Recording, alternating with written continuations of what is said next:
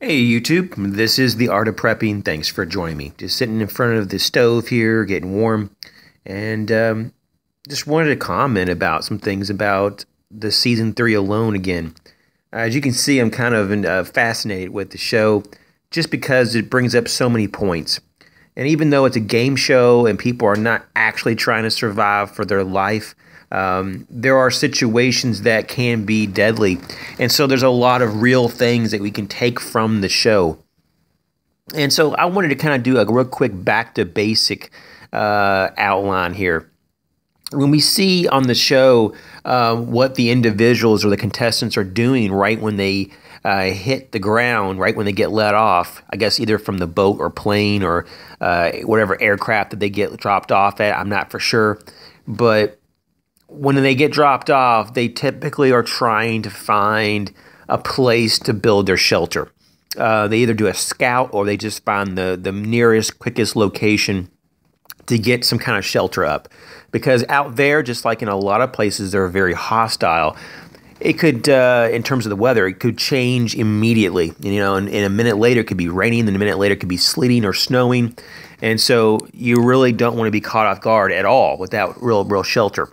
And so the shelter is a big thing. And then you start seeing them talk about, water. Where's their water? And after they get the water or they get their fire going, that's when they start kind of like doing more longer term problem solving. And so I've noticed this with, other types of instructors, survival instructors. I mean, this is a pretty common thing, to basically shelters first, fire is second, water is third, and then whatever else is your needs from there. Which in this situation, you're playing a game against the clock because winter is coming soon in Patagonia in relationship to this episode 1. And so what we have is basically we have this crunch time to not only maintain your body fat when you're there, but to basically try to see how little that you can use them to begin with. So it's a push and pull because there will be days probably that will be lean. But right now, because the weather isn't horrific, I don't think it's that bad. Like I think they said the average temperature is like 45 degrees in episode 1. That isn't like tremendously bad. And so they're able to do some fishing and things like that, a few of the people from what I can see. And so I had Callie just recently posted a few comments on the channel, and I just want to say hello to you and thank you for sharing your thoughts. She is amazing. She is a gem, and I think that she was underestimated by lots of people, including myself and friends and the subscribers and on the channel, mainly because of the portrayal of herself in the early videos. And it wasn't really what she was saying or doing. It was kind of like just implied by the producers. Now, I'm sure the producers are really good people on Alone. It just seemed like that she was a little bit more whimsical and new agey, and that she kind of was maybe not as strong as she really is. And she is. She's very skilled, very knowledgeable, and she has a lot of deep down strength. And I think we're going to see that play out. So I hope that everyone in the show, gets as far as they want to get. This is really a personal journey.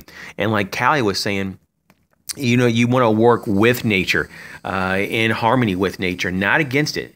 And this is something that I think a lot of people think that, it's a competition between you and Mother Nature, and you'll never win if you try to compete with Mother Nature. She will always find a way to surprise you. So you kind of have to just work with it. And so what I see also is that these essentials cannot be forgotten. When you're out there, you just can't say, well, I'm just going to stay out in the rain a little longer. Or, I'm a little chilled, or I'm a little wet right now. I don't need to dry off. I can just deal with it. No, that could kill you. So you definitely need to be dry. You need to have shelter. You need to have heat if you're cold. You need to have water if you're dehydrated. You need to have food if you're literally starving. Now, it could take quite a while to get to that point of starvation. And that's why it's typically food is down the road a little bit or down the list from the priorities. But in this case, it really may honestly be like number 4 or 5 in the list of priorities, just because they're looking at, from a contestant's viewpoint, of making sure you have enough calories to make sure you have enough fat reserves, or to at least try to maintain that as long as possible. So this is just a numbers game. The more you can conserve, which is, I've been saying that for the last few videos, talking about the goals here of Alone, it's calorie conservation.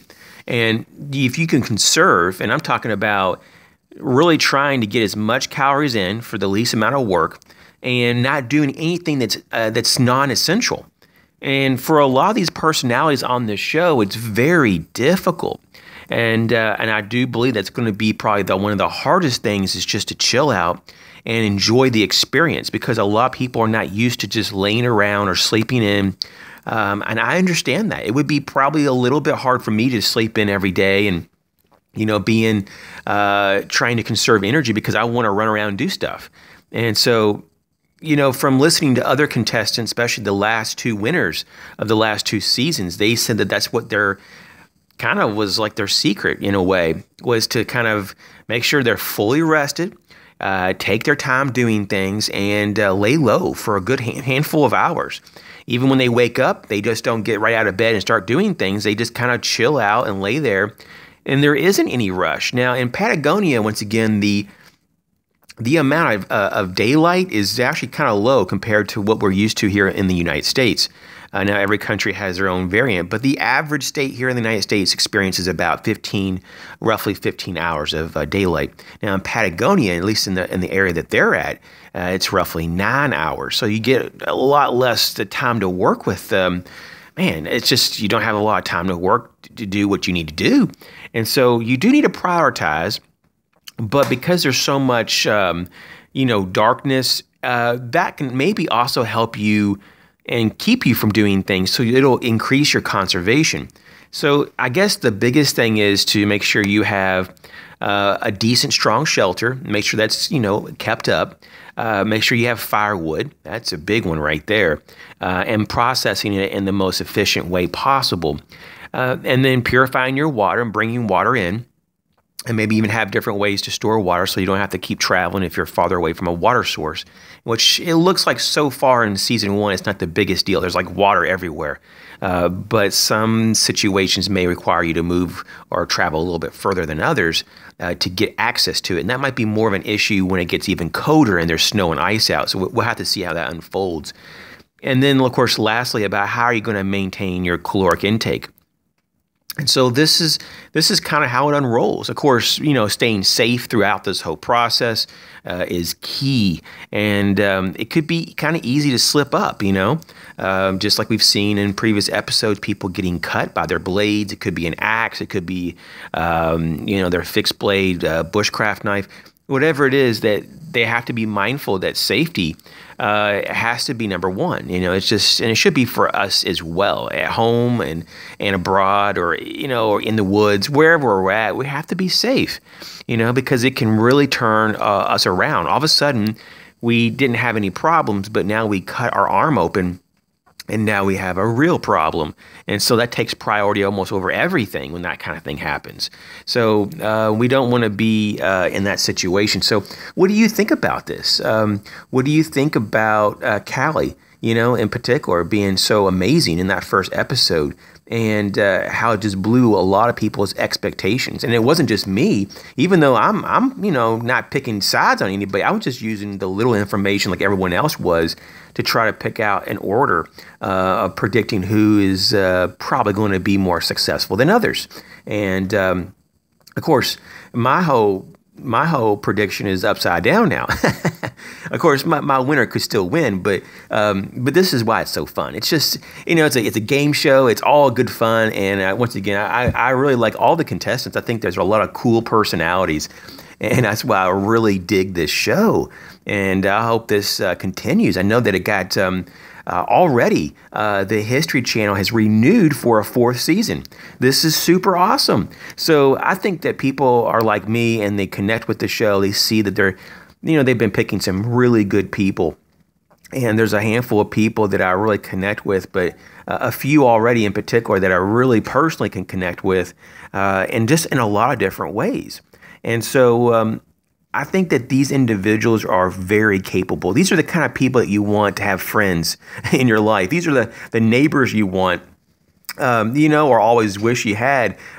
These are some great people. And it's almost like the more you get to know about these people, the more you can kind of feel like you're in their shoes, because they're very open and honest about who they are. And sometimes the more honest about that and how you share in honesty, the more true it is that it enables other people to be able to relate to you. And so thanks for all your support, and thanks for those who checked out my ebook, The Art of Prepping, a preparedness review on Amazon. It's downloaded on Kindle.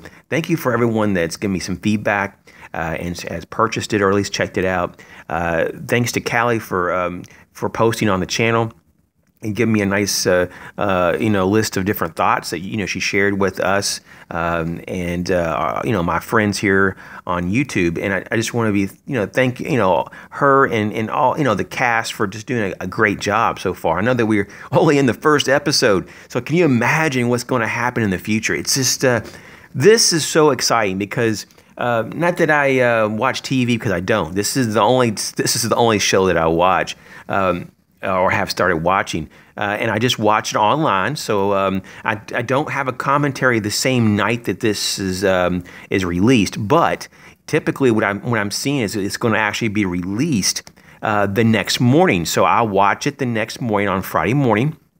And then I take notes throughout, and then I will do, like I just did on the first episode commentary, I will do a commentary for every episode. And when I have a little bit more extra length in the video, I'll try to maybe put some thoughts and stuff in there in the commentary with the recap, if you will, or the summary. And so this is the plan, and I think this is fun. I hope that more people join us as they go through this journey. And I know this journey is not in real time, but it's set up so that we can experience it kind of like in real time. Like we're going back in history months ago when this actually took place, and we're re-experiencing, well, especially these contestants are going to probably be able to re-experience what happened. And I bet they're going to be really proud of themselves to see how far that they were able to go. Even those who didn't make it very long, you still made the cut. You still were worthy. And just because that there were different things going on in your life at the time that made it so that you needed to leave, there's nothing to be ashamed about that. It might be a little disappointing to yourself, and there might be people who might just under their breath say, I can't believe you only lasted that long.